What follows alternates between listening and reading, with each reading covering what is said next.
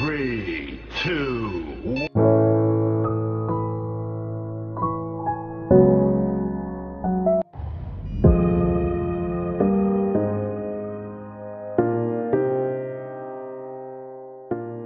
Assalamualaikum semuanya, kembali lagi di channel saya. Kali ini saya akan menjelaskan hubungan Kristen dan Muslim di Papua Nugini. Mari simak baik-baik ya. Pada tahun 1976, ketika Papua Nugini menjadi negara merdeka, populasi Muslim yang tinggal di sana berjumlah sekitar 120 orang. Minoritas Muslim yang semakin berkembang dan menyebabkan kekhawatiran orang Kristen. Alasan utama agama Islam di Papua Nugini itu adalah menentang pengaruh Kristen di negara mereka, yaitu di Papua Nugini. Literatur juga menunjukkan bahwa konversi Islam di Papua Nugini dilatar belakangi oleh adanya revolusi dalam konteks sosial, budaya, dan agama. Selanjutnya ada hubungan Muslim dan Kristen saat ini, yang menunjukkan bahwa potensi konflik komunal dan agama tanpa kekerasan ataupun dengan kekerasan berkembang di antara minoritas Muslim dan mayoritas Kristen di Papua Nugini. Meningkatnya jumlah serangan fisik yang melibatkan protagonis Kristen. Konflik ini diperparah oleh serangan agama dan politik oleh orang Kristen. Orang-orang Kristen di Papua Nugini berpikir bahwa umat Islam adalah teroris dan pelaku bom bunuh diri yang menyusul serangan 9/11 di Amerika. Ada sejumlah serangan kekerasan oleh orang Kristen pada Muslim di Port Moresby. Selanjutnya, meningkatnya jumlah gereja-gereja Pantekosta fundamentalis di Papua Nugini. Upaya untuk menyatakan Islam adalah agama ilegal berdasarkan konstitusi Papua Nugini gagal dengan alasan hukum pada awal tahun 1980 ketika ISPNG ini pertama kali didirikan. Selanjutnya ada perlawanan dan penolakan. Perlawanan dan penolakan adalah dimensi kontekstual yang kuat dari konversi Islam di Papua Nugini, karena Islam menyediakan alternatif agama yang komprehensif dan jelas, berbeda bagi mereka yang mencari untuk menolak agama terkait dengan penjajah Kristen. Di Papua Nugini, dari 132 mu'alaf diwawancarai. Setidaknya satu aspek bagaimana Kristen dan gereja membuat uang di Papua Nugini. Sementara 20% disebutkan beberapa diskriminasi rasial dan misionaris Kristen sebagai faktor yang berkontribusi terhadap konversi mereka ke Islam. Konversi menjadi bentuk perlawanan aktif terhadap tren sosial umum, dianggap sebagai disebabkan oleh Kristen atau dirasakan degradasi masyarakat, seperti meningkatnya kebebasan individu, pergaulan bebas, permisif, dan penurunan keluarga dan sosial kewajiban tradisional.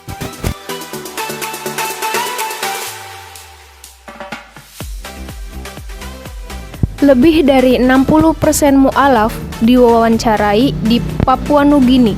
Dalam wawancara tersebut dijelaskan bentuk-bentuk khusus dari kekecewaan dan ketidakpuasan sebagai alasan mereka konversi ke Islam.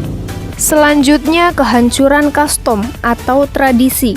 Misionaris Kristen di Papua Nugini banyak melakukan penghinaan terhadap kepercayaan dan praktik agama sebelumnya, terutama aspek kefanatikan dan pemujaan leluhur, kanibalisme, dan penyembahan berhala. Sebagian besar literatur antropologi menunjukkan bahwa mayoritas Papua Nugini diyakini dalam proses penerimaan Kristen. Diperlukan melepaskan diri dari keyakinan dan praktek-praktek tradisional, karena hidup adat adalah cara yang salah. Meskipun ada gelombang konversi Kristen di Papua Nugini selama periode kolonial, ada juga perlawanan yang signifikan dalam bentuk gerakan-gerakan keagamaan baru yang disebut sebagai kultus kargo.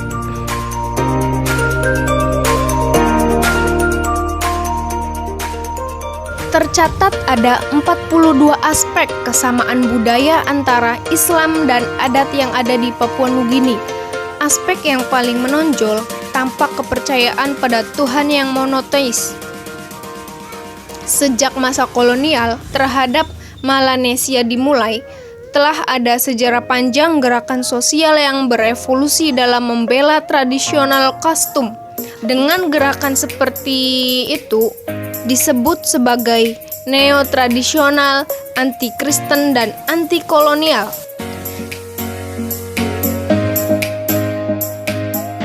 %34 dari mu'alaf yang diwawancarai menyebutkan bahwa gereja-gereja Kristen telah menjadikan uang sebagai usaha daripada lembaga moral, dan ini memiliki pengaruh pada konversi mereka ke Islam.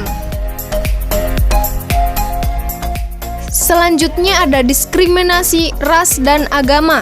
Dari mu'alaf diwawancarai, 27% menyebutkan beberapa bentuk diskriminasi rasial dan atau agama oleh Kaukasoid Kristen sebagai faktor yang berkontribusi untuk konversi mereka ke Islam. Di masa lalu, misionaris tinggal di rumah yang relatif mewah dengan taman yang indah dan bergaya barat. Diskriminasi ini jelas tetap berlangsung hari ini. Dengan misionaris yang tinggal di perumahan modern, mereka makan dengan makanan yang berbeda dari penduduk pribumi. Jadi, untuk kesimpulannya, kedatangan misionaris Kristen berdampak pada sistem kepercayaan orang-orang di Papua Nugini. Konversi agama Kristen banyak menuai kontroversial. Misionaris Kristen banyak melakukan penghinaan terhadap tradisi dan sistem kepercayaan agama lokal. Tercatat ada beberapa respon negatif dan perlawanan yang dilakukan oleh orang-orang asli Papua Nugini. Latar belakang utama konversi agama Islam di Papua Nugini adalah ketidakpuasan terhadap perilaku dan kebijakan Kaukasoid Kristen. Konversi agama Islam dianggap sebagai ancaman bagi mayoritas Kristen, sehingga timbul hubungan yang tidak baik antara umat Islam dan umat Kristen di Papua Nugini.